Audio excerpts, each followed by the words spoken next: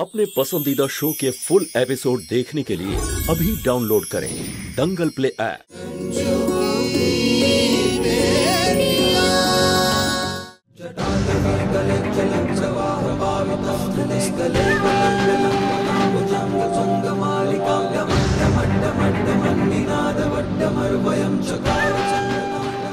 এই দাঁড়ান, আপনারা এখন ভিতরে যেতে পারবেন না।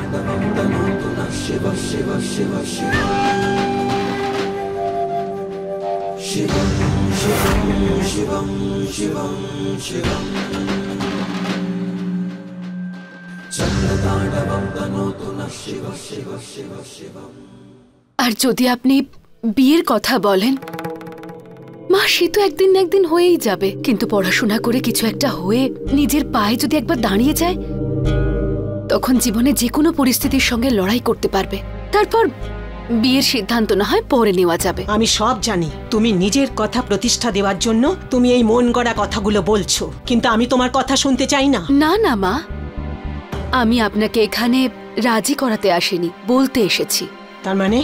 মা, যুগ বদলে গেছে, এখন আর সেই যুগ নেই যে মা বাবা নিজের ইচ্ছে নিজের সন্তানদের বিয়ে ঠিক করে দেবে। এখন তো ছেলেমেয়েরা বুদ্ধিমান হয়েছে, ওরা নিজের সিদ্ধান্ত নিজেই নিতে পারে। আর ঈশ্বর না করুন আমাদের পছন্দ করা ছেলের সাথে যদি ও সুখী না হয়, তখন শালু তো আমাদের সারা জীবন দোষী করে রাখবে। মা, আমরা যাই করে নি না কেন, নিজের সন্তানদের তাদের ভাগ্যে যা লেখা আছে তার থেকে বাঁচাতে তো পারবো না, কিন্তু জীবনের সঙ্গে লড়াই করার জন্য শিক্ষাটুকু তো দিতে পারি।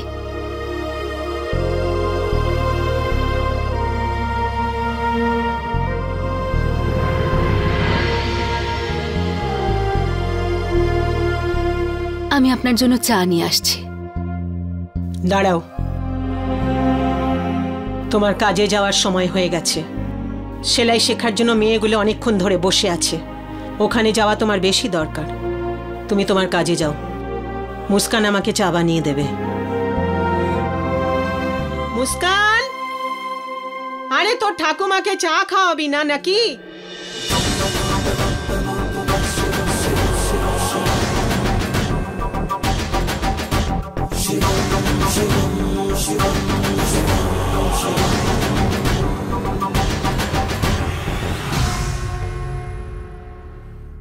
দাদা, আমি গিয়েছিলাম বৌদির কাছে, ওনাকে আমি বললাম যে আপনি কি চান।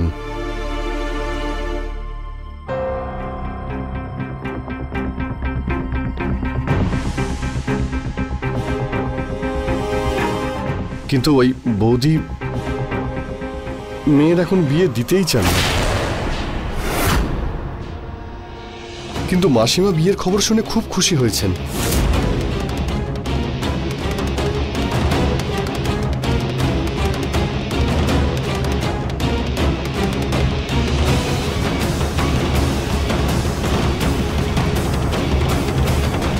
কিন্তু দাদা, ওই বৌদি বাধা দিচ্ছেন।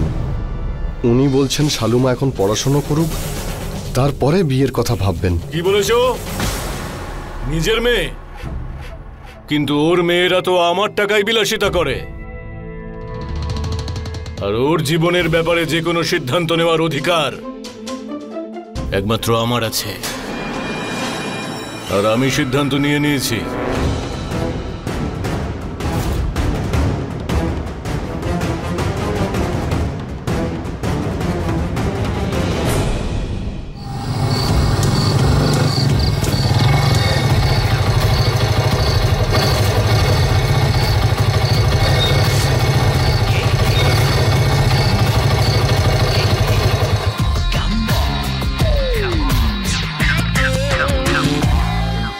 ভাই যাই বলিস না কেন, আজকে ওই প্রফেসরের যে অবস্থা হয়েছিল না, একদম দেখার মতো। যখন কিছু করতে পারলো না তখন কি বলতে লাগলো, I will complain against you. আর তারপরে যখন তুই বাবার নাম বললি তখন কিরকম হাওয়া টাইট হয়ে গেল। চল চল ভাই, খুব জোরে তোমার বিরুদ্ধে কমপ্লেন করব আমি।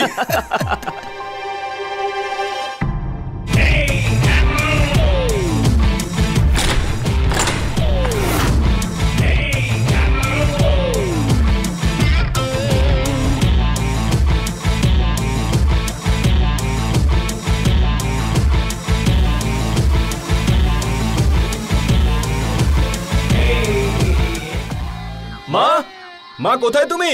একটা মজার গল্প বলার আছে মা। মা, মা বাইরে এসো। কে জানে মা কোথায় গেল? মা কোথায় তুমি? মা তাড়াতাড়ি বাইরে এসো। আরে মা কোথায় গেল? মা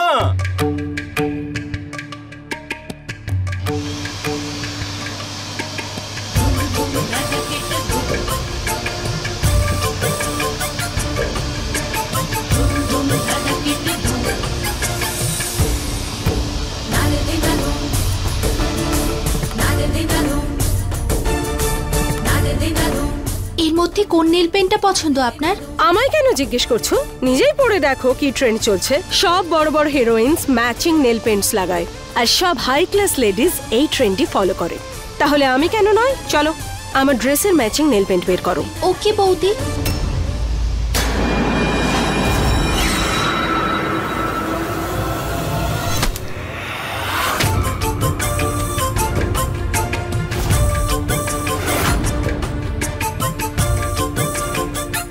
কি বললে তুমি?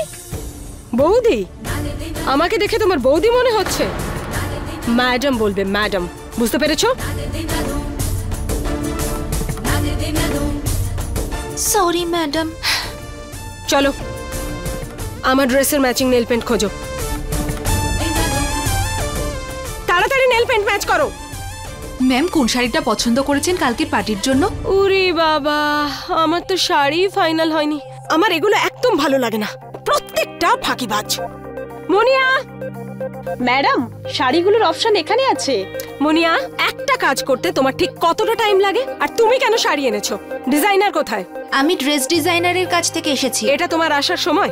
পার্টি কাল, 1 মাস বাদে নয়। ম্যাম এমব্রয়ডারিতে একটু কাজ বাকি ছিল। চুপ! বাজে অজুহাত একদম দেবে না, সব কটা ফাঁকিবাজ এখানে। প্লিজ ম্যাম একবার দেখে নিন না, অনেকগুলো অপশন আছে। চুপ! আর কি বলে জানো? You are fired. যাও এখান থেকে। তোমরা কি করছো এখানে? সার্কাস দেখতে এসেছো? যাও এখান থেকে। মা! ভাই এই ঘটনাটা মাকে না বলা পর্যন্ত মনটা কেমন করছে। মা! তাড়াতাড়ি বাইরে এসো মা। এসে গেছে আমার করণ অর্জুন।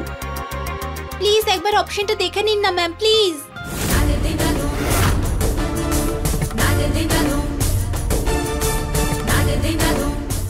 মা!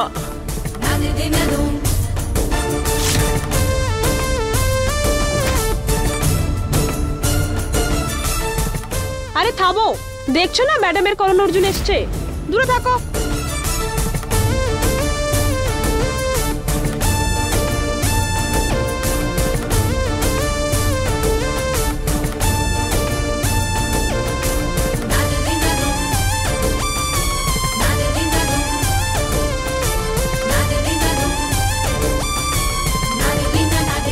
মা জানো আজকে আজকে কলেজে জানো কি কলেজে- হয়েছে? সেসব ছাড়ো, আগে বলো আমাকে কেমন লাগছে, পরে দেখিও।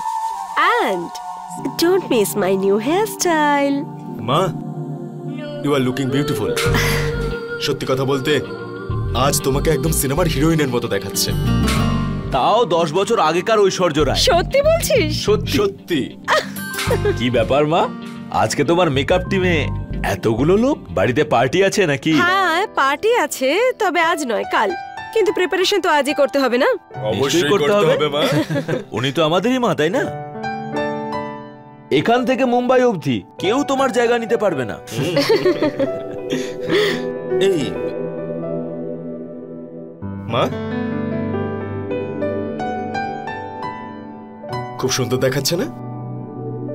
মা যখন এটা পড়বে না তখন ওটা আরো বেশি সুন্দর লাগবে। সত্যি? সত্যি। সত্যি। চলো কাল আমি এটাই পরবো, এটা রেডি করে দাও।